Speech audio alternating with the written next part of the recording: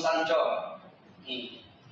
Ini mencari kitabnya adalah kitab suci itu karena di abad ke-7. Abad ke-7 itu baru pengumpulan Musaf, kalau kita lihat Musaf Utsman ya, pengumpulan Al-Quran itu dimulai di situ.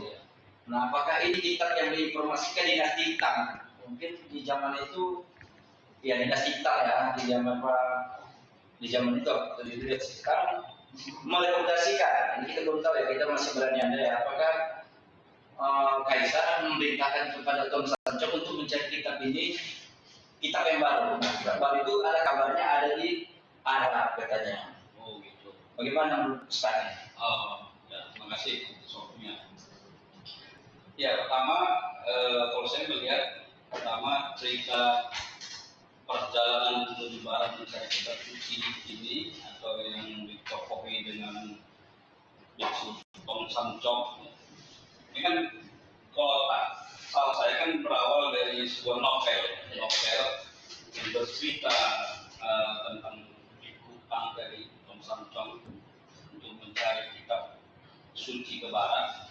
Ya sama tadi dengan dulu. Pertama kita pastikan dulu apakah benar ini sebuah cerita real atau historis, benar ada tokoh itu di masa itu, ataukah hanya sebatas cerita fiksi. Nah, karena kan banyak tokoh-tokoh dalam agama saja sekarang mulai dipertanyakan orang. Karena tidak ada bukti tertulisnya berupa fakta teologi. Ini kita sedikit melebar nih, boleh. Contoh, ya, sebagai contoh tokoh seorang Ibrahim atau Abraham saja, gitu kan. Dalam kitab suci Al-Quran ada, dalam kitab suci Kristen Alkitab dan Yahudi yang mereka katakan kan, kalau tiga agama ini dengan sebutan agama Abrahamik ya, bangsa sendiri ya. Nah, tokoh Abraham sendiri orang-orang sering mempertanyakannya apakah ini historis atau semi historis atau ahistoris. Artinya ahistoris dia tidak ada dalam sejarah. Kalau semi dia ada, tapi peristiwanya kejadiannya dibuat begitu heroik, menarik, hiperbola, melambung tinggi seolah-olah padahal dia sebenarnya nggak seperti itu. Nggak seperti apa. Nah, kan ada juga orang mengatakan kalau cerita-cerita dalam kitab suci itu sifatnya hanya fiksi, gitu lah. Belum benar terjadi, tapi boleh jadi dia akan terjadi gitu. Contoh kitab Mahabharata sendiri lah, ini agak lebar pada Mahabharata kan ada di situ ada bangsa Kurawa, ada Pandawa. Nah itu apakah benar-benar sudah terjadi peperangan antara dua bangsa dari sehingga itu kita lihat perangnya sangat dahsyat, mendirikan Armageddon gitu, peperangan dunia gitu kan.